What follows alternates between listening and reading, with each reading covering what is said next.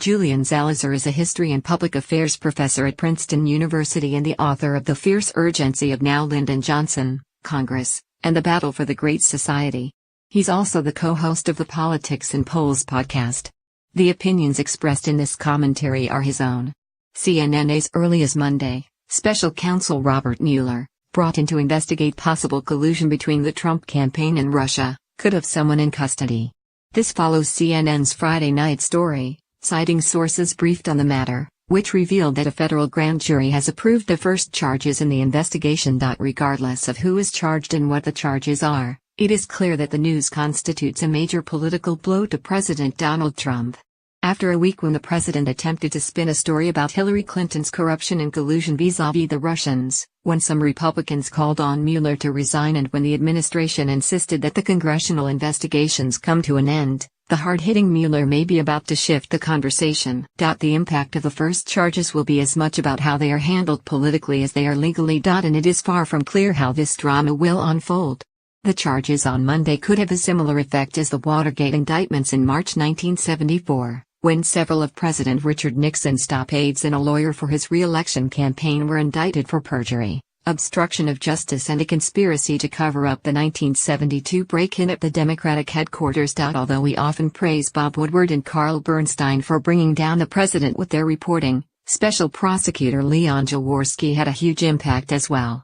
When Americans read on the front pages of their papers that John Mitchell, former Attorney General and Chairman of the Committee to Re-elect the President, H.R. Haldeman, former Chief of Staff, John Ehrlichman, former Domestic Advisor, Charles Colson, former White House counsel, and others were indicted, they were shocked.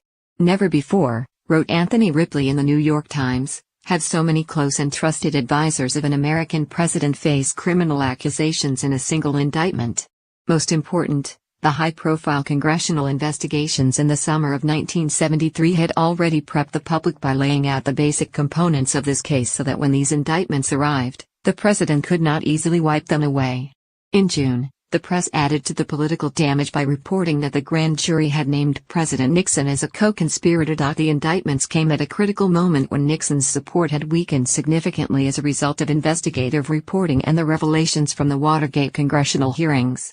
His public approval was falling fast, including within his base, which had held firm through much of the scandal. The indictments also exposed the potential criminality of Nixon's closest advisors and accelerated the erosion of support for the president on Capitol Hill. More Republicans would start to come out in opposition to Nixon in these final months leading up to his resignation in August 1974. But the Mueller charges could have a much weaker political bite as well.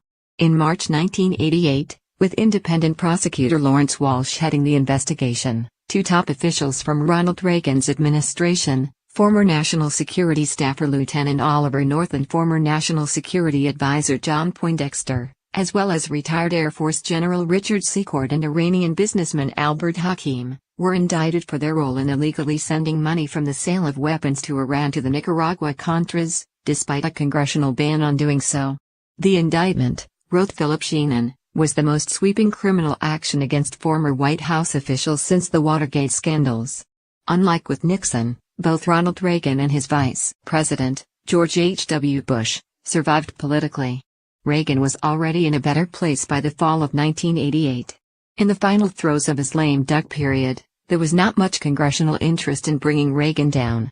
And he had made a historic breakthrough with Soviet Premier Mikhail Gorbachev by reaching agreement on the Intermediate Range Nuclear Forces Treaty INF, which greatly reduced the number of ballistic and cruise missiles and boosted his standing with the American people. Furthermore, most Republicans stuck to the game plan of House Minority Whip Dick Cheney, who had authored the Minority Report for the congressional investigation, by standing behind the decisions that the administration had made and insisting that it was the Democrats, who refused to provide support to the anti-communist forces, who were the real villains in the story. The person who could have experienced the worst blowback from the indictments was Vice